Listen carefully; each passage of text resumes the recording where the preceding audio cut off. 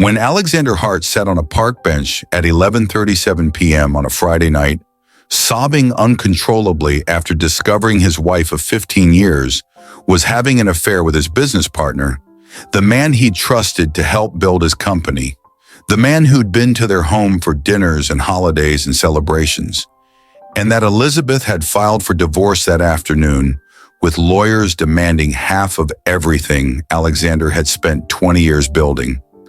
Half of the $12 million fortune that represented every sacrifice and every hour, and every choice he'd made prioritizing work over everything else. And a homeless boy no older than 8 approached him cautiously through the darkness and asked in a small voice that carried more compassion than Alexander had heard in months, "Can I hug you? You look like you need a hug." Alexander expected the child to follow the question with a request for money or food or something he could provide with his wealth, expected this to be prelude to asking for help, the way every interaction with strangers on streets usually was when you look like someone with resources. But what the boy offered wasn't a transaction. It wasn't a request for help disguised as concern, wasn't manipulation or strategy, or the calculated approach of someone wanting something from someone who had everything. It wasn't anything Alexander had experienced in 43 years of success and wealth and business dealings, where everything had a price, where kindness was currency and compassion was leverage, and human connection was always part of larger negotiation. It was Marcus Williams, though Alexander didn't know his name yet, a child living on streets after his mother died 6 months ago, offering comfort to a millionaire who had everything except what he needed most, who owned houses and cars and a company worth millions, but couldn't buy the human connection that had been absent from his life for longer than he'd admitted, who had wealth but not warmth, success but not satisfaction, everything except someone who cared whether he was crying alone on park benches at nearly midnight.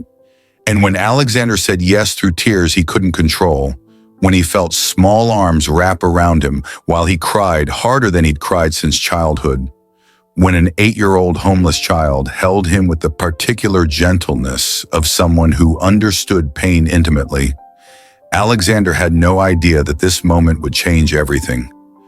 That this child would teach him more about what actually matters than 15 years of marriage that had apparently been hollow, or 20 years of building a fortune that suddenly felt meaningless. That sometimes the person who saves you is the person who has nothing to give except the one thing you desperately need. If you believe in spreading kindness and want to help stories like this reach people who need them, please like this video right now, share it with someone who needs to see it, and comment below where you're watching from. Every like, every share, every comment helps love and kindness spread to more people, helps these messages reach hearts that need healing, helps us build a community that believes compassion matters more than wealth.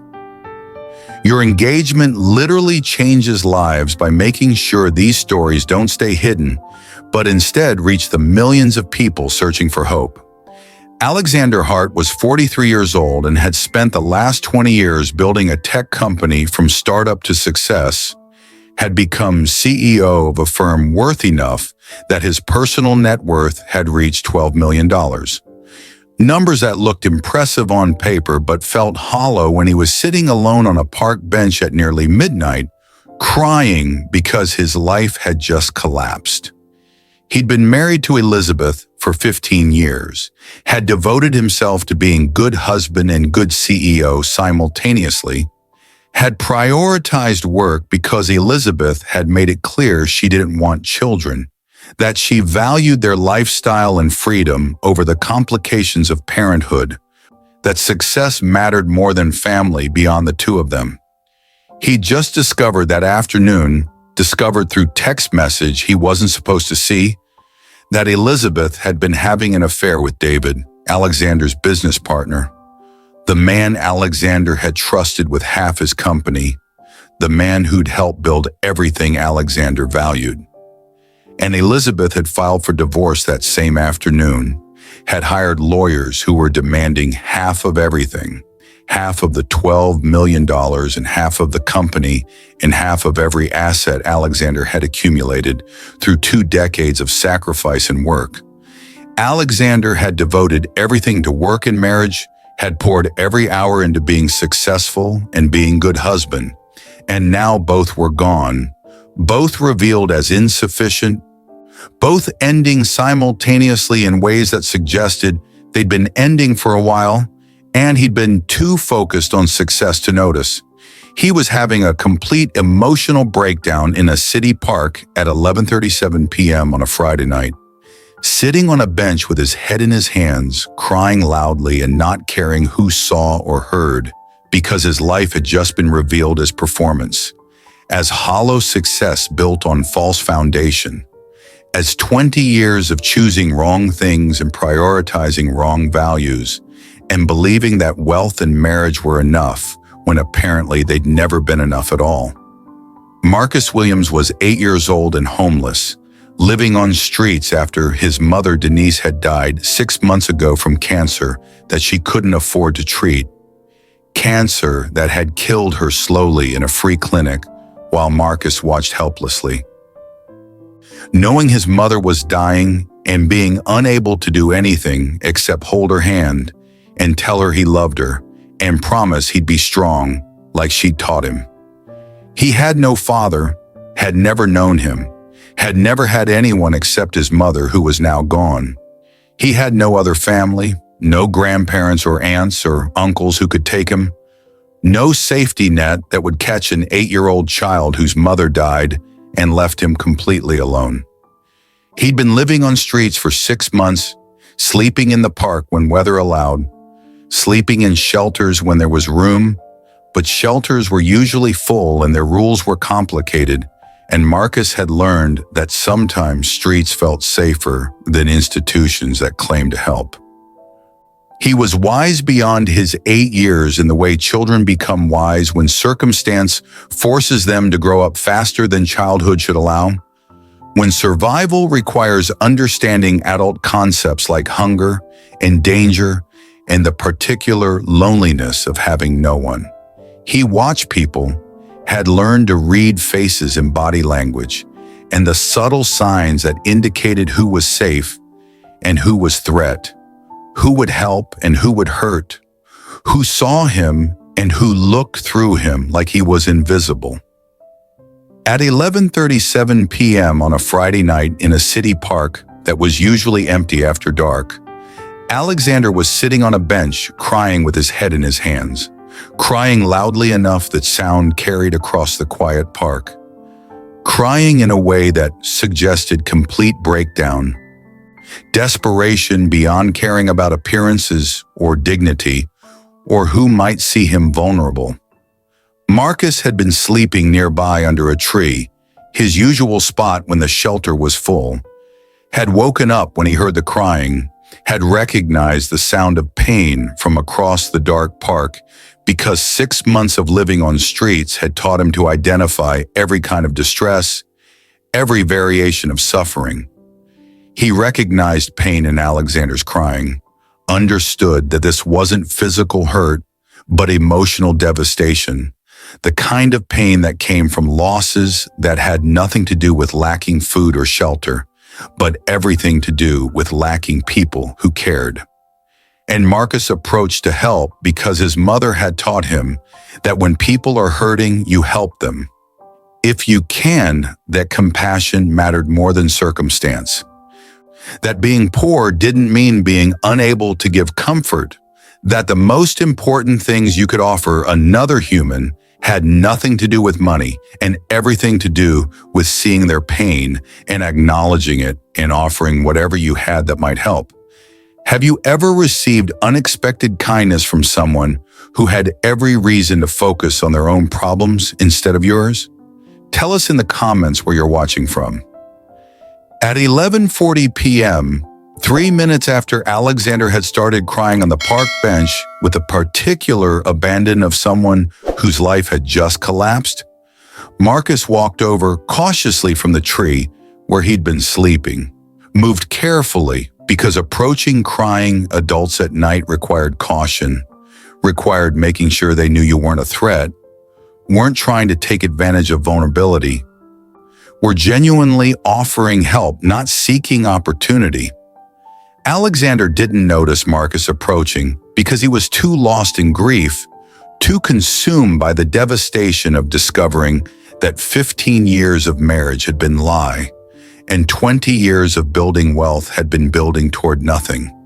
Too deep in the emotional breakdown to register that a small figure was moving toward him through the darkness. "Excuse me, sir," Marcus said quietly, his 8-year-old voice gentle and uncertain, the voice of a child who understood that interrupting grief required gentleness. Alexander looked up shocked, tears streaming down his face, and saw a homeless child standing a few feet away, small black boy wearing clothes that were too big and dirty from months of living on streets. No shoes despite the cold November night, looking at Alexander with eyes that held more understanding than 8-year-olds should possess. "Can I hug you?" Marcus asked. The question's simple and direct in the way children ask questions before they learn that adults find directness uncomfortable. "You look like you need a hug." Alexander was stunned into momentary silence because children didn't offer comfort to adults, because the natural order was adults helping children, not the reverse, because nothing in his 43 years had prepared him for a homeless 8-year-old offering compassion to a millionaire crying on a park bench. "What?" Alexander managed, confusion mixing with grief, not understanding what was being offered or why. "A hug," Marcus explained patiently, as if Alexander was the child who needed things explained simply. "My mama used to say, hugs help when you're sad." "Can I hug you?" And Alexander started crying harder because the simple kindness of the question, the pure compassion in a child's offer, broke something in him that had been barely holding together. "Yes," he said through tears. "Please."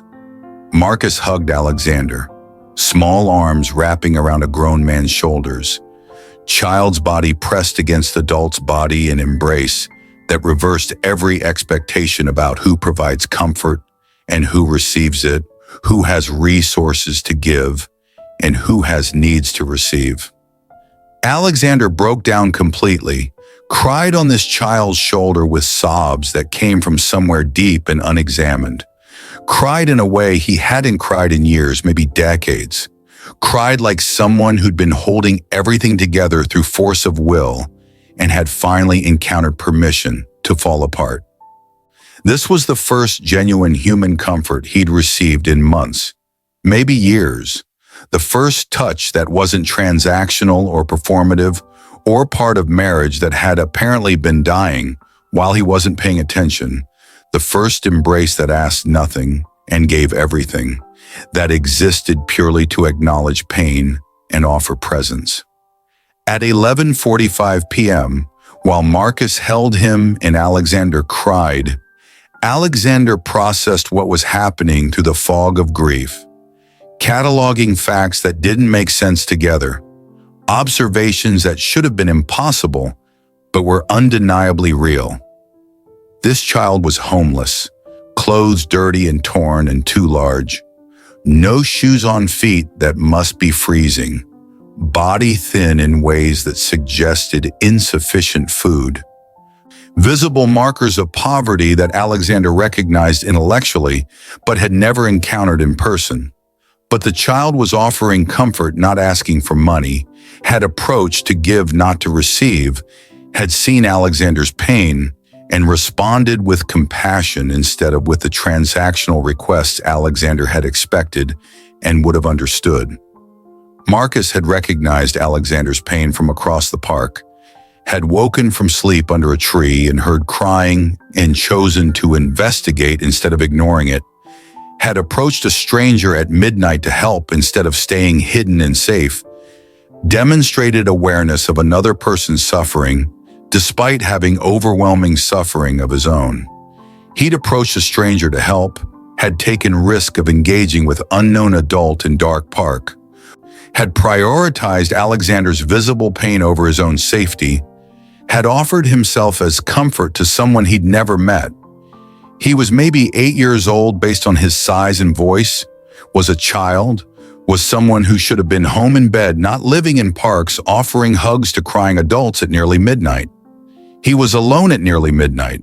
No parents visible, no adults supervising, no one protecting or caring for this child who was protecting and caring for a stranger. Where were his parents, Alexander wondered?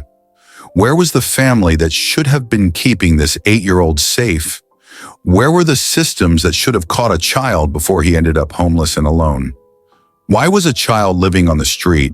How had society failed so completely that an 8-year-old was sleeping under trees in November? How had a child fallen through every safety net that should have existed? And most devastatingly, this child was comforting Alexander when he clearly needed help himself, was giving when he should have been receiving, was providing emotional support to an adult. When adults should have been providing everything for him, was demonstrating compassion despite circumstances that would justify focusing entirely on his own survival. "What's your name?" Alexander asked when he could speak again, when the crying had subsided enough to allow words, needing to know who this child was, who'd offered kindness when kindness seemed extinct. "Marcus," the boy said. "Marcus Williams." "What's yours?" "Alexander," he replied. "Alex, where are your parents, Marcus?" The question careful because Alexander was beginning to understand that the answer would be painful, that homeless 8-year-olds at midnight didn't have parents waiting at home. "My mama died," Marcus said with the flat affect of children who'd said these words enough times that emotion had been worn away by repetition. 6 months ago. "I don't have a daddy. Never knew him." "Where do you live?" Alexander asked, though he already knew the answer, could see it in Marcus's clothes and lack of shoes, and the particular wariness that came from living without shelter. "Here," Marcus said simply, gesturing at the park around them. The park. Sometimes the shelter if there's room, but usually there's not room, and their rules are hard, so mostly here. At 11:50 p.m., Marcus explained his story in the matter-of-fact way children explain trauma when trauma has become normal, when extraordinary circumstances are just daily reality. His mama had cancer, the kind that required treatment they couldn't afford. No insurance meant no real care, meant watching his mother die slowly in a free clinic that did what it could but couldn't do enough. She died in that clinic 6 months ago while Marcus held her hand and promised to be strong like she taught him. Left him completely alone with no family that could take him, no father who'd ever been present, no safety net that would catch an 8-year-old whose mother died. Child services had tried to take him, had wanted to put him in foster care because that's what systems do with parentless children. But Marcus had heard stories about foster care from other homeless kids, had heard that sometimes it was good but often it was bad, that being moved between homes was traumatic and painful and sometimes abusive. So he'd run, had chosen streets over institutions, had been living homeless for 6 months, surviving on the kindness of strangers when strangers felt kind, eating from trash when necessary and shelter food when available, sleeping in this park under trees when weather allowed. He was 8 years old and managing his own survival with resources that shouldn't be required from children, with resilience that proved capability but shouldn't have been necessary, with strength that came from having no choice but to be strong. "You're 8 years old and living alone," Alexander said, the statement carrying disbelief because saying it out loud made it more real, made it impossible to ignore the catastrophic system failure that led to children living on streets. "I'm okay," Marcus said, the reassurance automatic, learned from 6 months of having to convince social workers and police and concerned strangers that he was managing, that they shouldn't force him into systems he'd learned to fear. "I'm tough. Mama said I'm strong." "You shouldn't have to be this strong," Alexander said, anger mixing with grief because no child should have to be this strong. No 8-year-old should have to survive alone. No mother should have to die telling her child to be strong because there was no one else to care for him. "You're a child." Marcus shrugged with the practiced casualness of someone who'd accepted circumstances they couldn't change. "Lots of kids like me," he said, the statement revealing the scope of the problem Alexander had never seen. The homeless children who were invisible to people who didn't look, who lived in parks and under bridges and in shelters when shelters had room. Nobody sees us. We're everywhere, but nobody sees us. At 11:55 p.m., Alexander asked the question that mattered most, the question that would explain what was happening. "Why did you come help me? Why did you offer to hug me? You don't know me. I could have been dangerous. You have your own problems. Why did you stop to help a stranger?"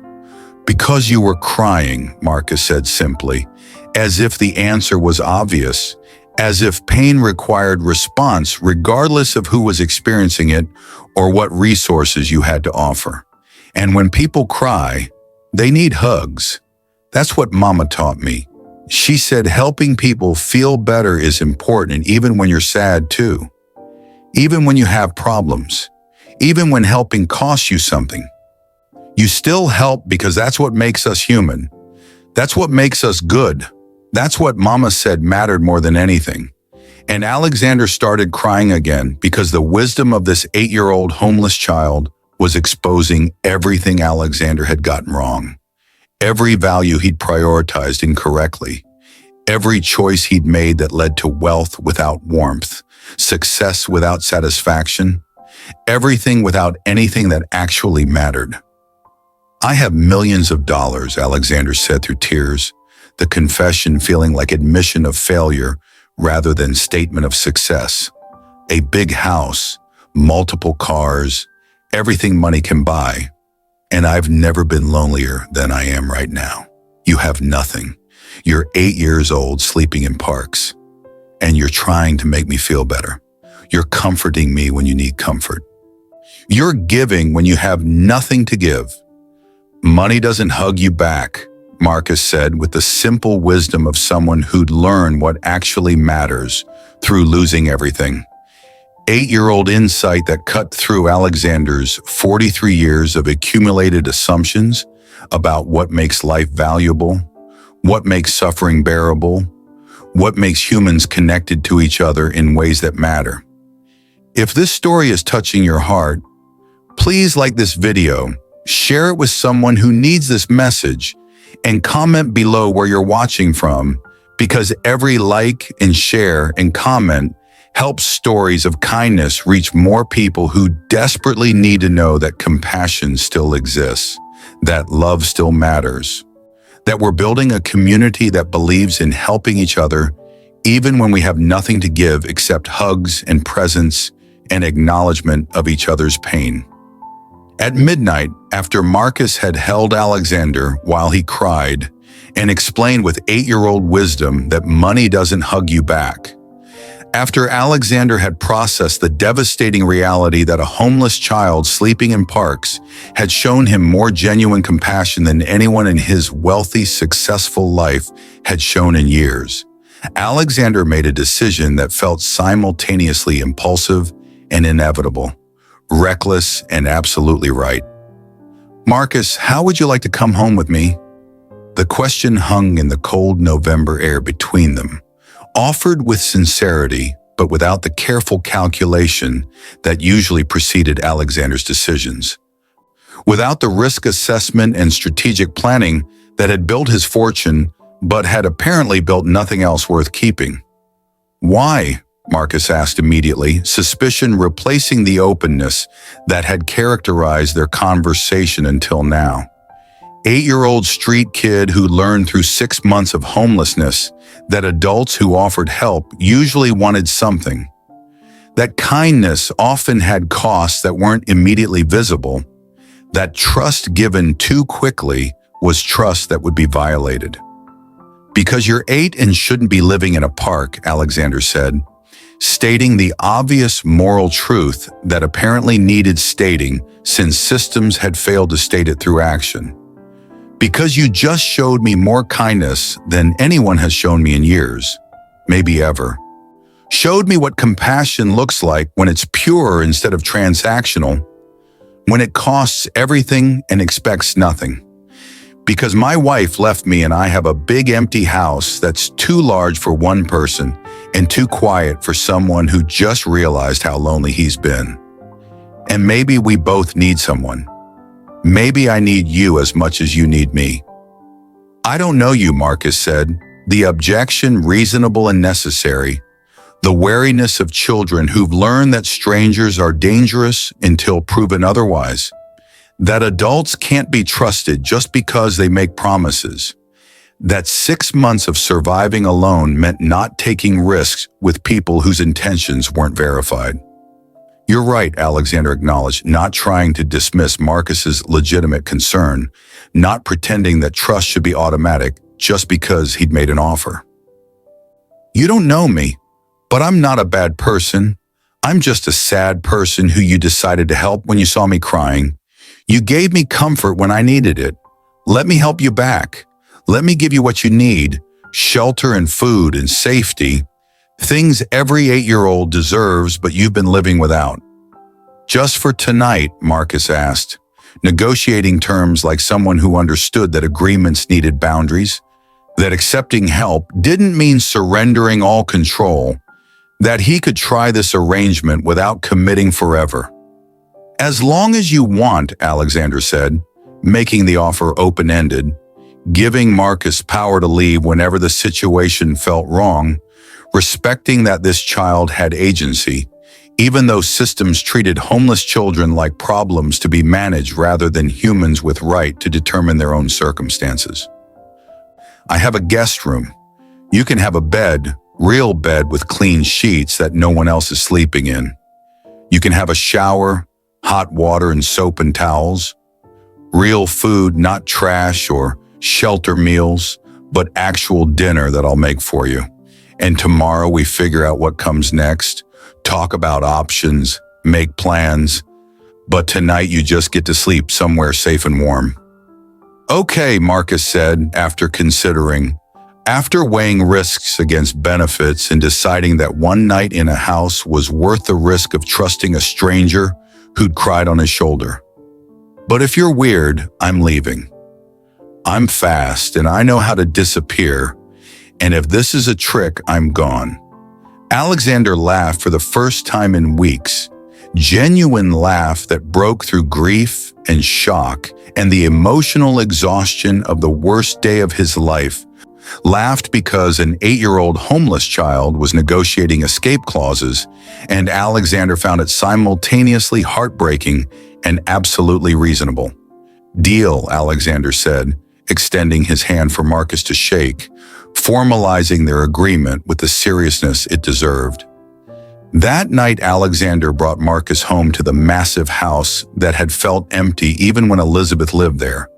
House that was too big and too quiet, and too perfect in ways that made it feel like museum instead of home, and now felt even emptier knowing that Elizabeth had been having an affair in these rooms. That success Alexander had worked for had been hollow all along. Marcus stood in the guest room, looking overwhelmed by space and cleanliness, and the bed that was bigger than anywhere he'd slept in 6 months. First real bed since his mother died. First place that was his even temporarily. First space in half a year where he could close a door and be alone without being vulnerable.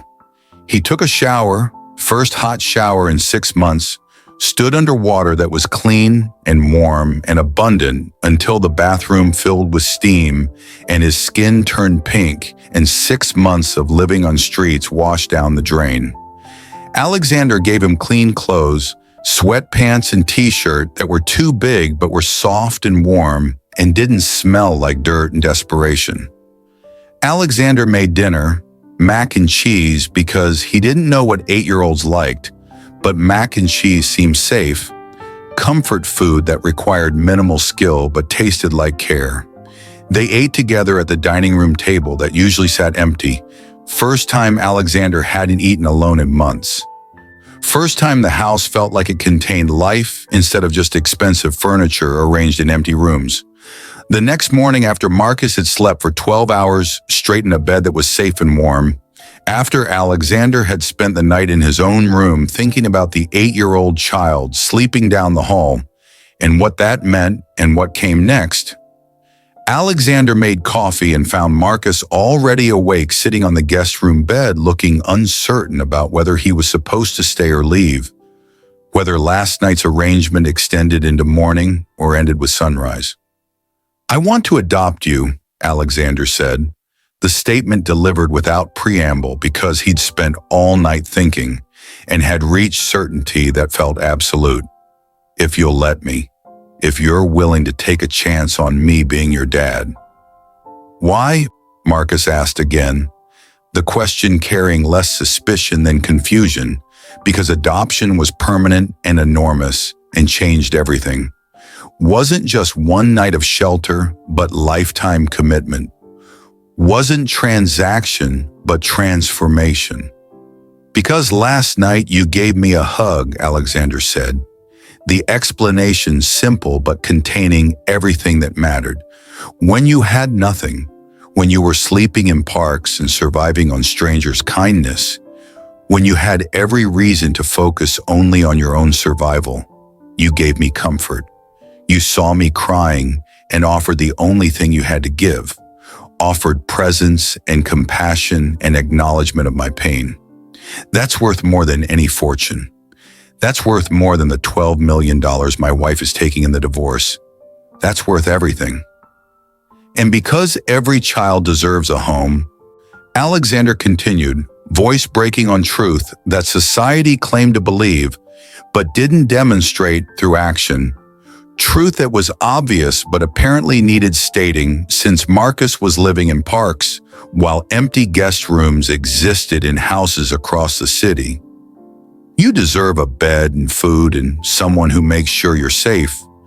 You deserve to be 8 years old without having to be strong and tough and surviving alone. You deserve a childhood. Will you let me be your dad? Will you let me give you what you should have had all along? What your mama would want you to have? What every child deserves regardless of circumstances? "Really?" Marcus asked through tears that had started falling when Alexander said the word dad. Tears that came from 6 months of believing no one would ever choose him. That homelessness was permanent condition, not temporary crisis.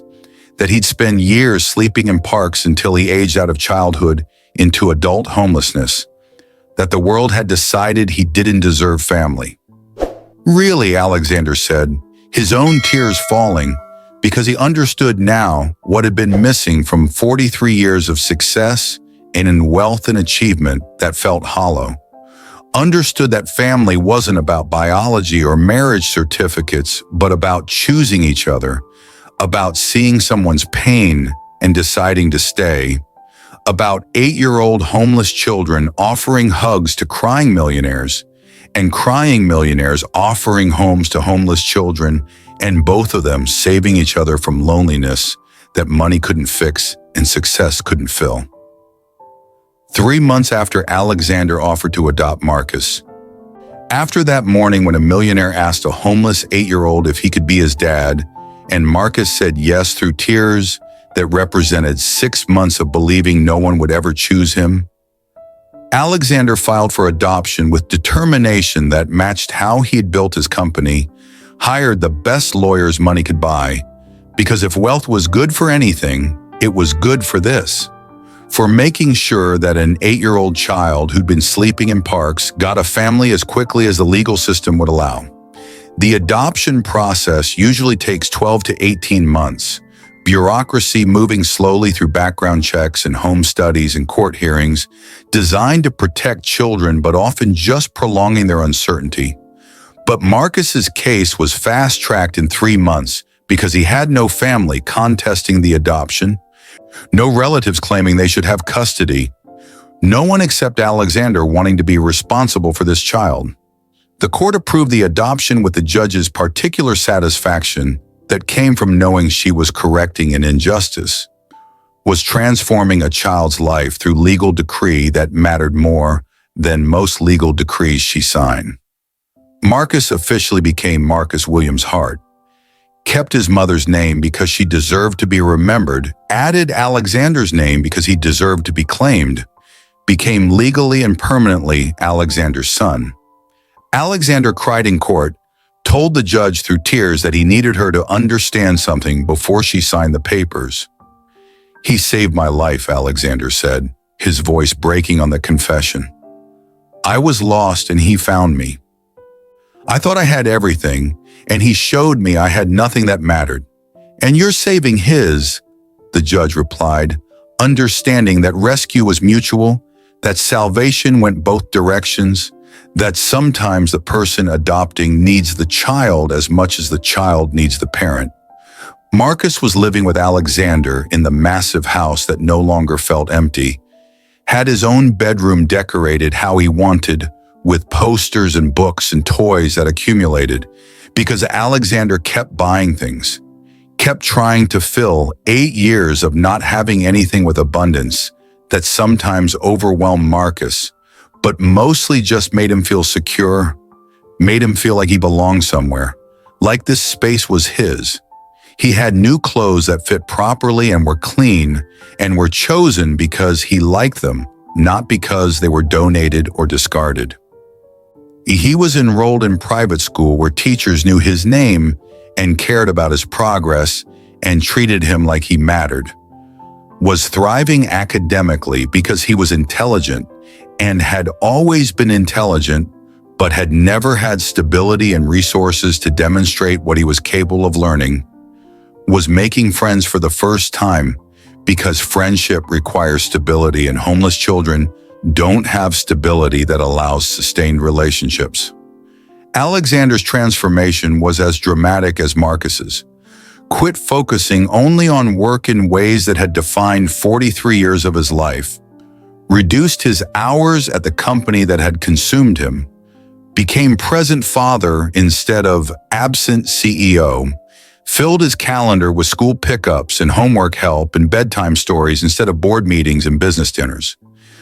The emptiness that had characterized his life, even when his marriage was intact, was filled by fatherhood, by being needed not for his wealth, but for his presence, by 8-year-old boy asking him questions and telling him about his day and trusting him in ways that revealed how much Alexander had needed to be trusted, how much he'd needed someone to see him as more than his bank account. He realized with clarity that what felt like revelation, that he needed Marcus more than Marcus needed him, that being saved felt like being chosen, that fatherhood had given him purpose that fortune never provided. 6 months after the park bench hug that changed both their lives, Alexander's divorce was finalized with Elizabeth getting half of everything, $6 million that represented half of what Alexander had built over 20 years. And Alexander didn't care, told his lawyers to give her whatever she wanted because fighting over money felt pointless now that he understood what actually mattered. "She can have the money," Alexander told Marcus when explaining that the divorce was final, that Elizabeth had taken millions, but Alexander had kept their house, had kept his son, had kept what actually had value. "I got what actually matters." "I'm what matters?" Marcus asked, the question carrying 8-year-old's need for confirmation, for being told explicitly that he was valued, that being chosen wasn't temporary condition, but permanent truth. "You're everything that matters," Alexander said, the statement absolute and true. The answer to a question Alexander hadn't known how to ask until Marcus taught him that everything he'd been pursuing was nothing compared to being someone's father. Alexander started Marcus's Hug Foundation 6 months after the adoption, organization focused on helping homeless children by providing resources and housing and adoption support, by addressing systemically what Alexander had addressed individually when he brought Marcus home, by making sure that other 8-year-olds sleeping in parks could find families who would choose them. Marcus helped run the foundation with a kid advisory board because children who'd experienced homelessness understood what homeless children needed better than adults who'd never been homeless, because Marcus's voice mattered. Because nobody should sleep in parks became their mission statement that was simple and true and guided everything they did. They'd helped 50 kids in 6 months, connected children with families and families with resources, and proved that the problem wasn't that people didn't want to adopt homeless children, but that systems didn't make it easy or affordable or supported enough for adoptions to succeed. 1 year after the park bench hug, Alexander and Marcus returned to the park where they'd met, walked together to the same bench where Alexander had been crying and Marcus had been sleeping under a nearby tree, sat together in the spot where their lives had intersected and transformed. "You changed my life that night," Alexander said, looking at his son who'd grown in the past year, who looked healthier and happier and like a child who was allowed to be a child instead of someone managing his own survival. "You changed mine too," Marcus replied. The gratitude mutual because rescue had gone both directions, because choosing each other had saved them both. "I was so scared and alone. I thought I'd sleep in this park forever. I thought no one would ever want me. You gave me a home. You gave me everything." They hugged on the bench, same spot where Marcus had first wrapped small arms around Alexander and asked if he could provide comfort. Different circumstances, because now they were father and son. Now they were family. Now the hug wasn't stranger comforting stranger, but son embracing father and father embracing son. "Remember when you were crying?" Marcus asked, looking up at Alexander with 8-year-old directness that didn't soften difficult memories. "I remember thinking I'd lost everything," Alexander said honestly, not protecting Marcus from truth about that night, about how devastated he'd been, about how lost he'd felt. "My wife had left me. My business partner had betrayed me. I had millions of dollars and felt like I had nothing. Then you asked if you could hug me." "Did the hug help?" Marcus asked, needing to know that what he'd offered had mattered, that his child's compassion had been valuable. "More than you'll ever know," Alexander said through tears. "You saved my life that night. You showed me what actually matters." "Dad," Marcus said, and it was the first time he'd called Alexander Dad, had called him Alex for a year because Dad felt too big, too permanent, too much like claiming something that might be taken away. Alexander started crying because hearing that word from Marcus meant more than any success he'd achieved, any wealth he'd accumulated, any recognition he'd received. "Yeah, buddy," Alexander managed through tears. "I'm glad you were sad that night," Marcus said with 8-year-old wisdom that cut straight to truth adults tried to complicate. "Otherwise, we wouldn't have found each other. Otherwise, you'd still be lonely and I'd still be sleeping in parks, and we'd both still be missing what we needed." "Me too, son," Alexander said. The word son deliberate and full and representing everything that mattered. "Me too." Alexander Hart sat on a park bench at 11:37 p.m., sobbing after discovering his wife's affair with his business partner and facing divorce that would take half his wealth, half of the $12 million he'd spent 20 years accumulating. And an 8-year-old homeless boy approached cautiously and asked, "Can I hug you?" 3 words that contained more compassion than Alexander had experienced in years of marriage and decades of business success. Offering comfort to a millionaire who had everything except what he desperately needed, who owned houses and cars and companies but couldn't buy human connection, who had wealth but not warmth. fortune but not family, success but not satisfaction. It wasn't a transaction. Wasn't Marcus asking for money or food or help in exchange for comfort? Wasn't the calculated approach Alexander expected from interactions with strangers? Wasn't anything that could be bought or sold or negotiated, because genuine compassion doesn't have a price, doesn't come with strings attached, doesn't expect reciprocation. It was a child who lost his mother to cancer 6 months earlier and had been living on streets, sleeping in parks, and surviving on strangers' kindness, recognizing pain in a wealthy stranger and offering the only thing he had to give, a hug. The comfort his mother had taught him mattered more than anything, mattered more than money or possessions or any material thing. Mattered because acknowledging someone else's pain and being present with them in it was the most valuable gift humans could offer each other.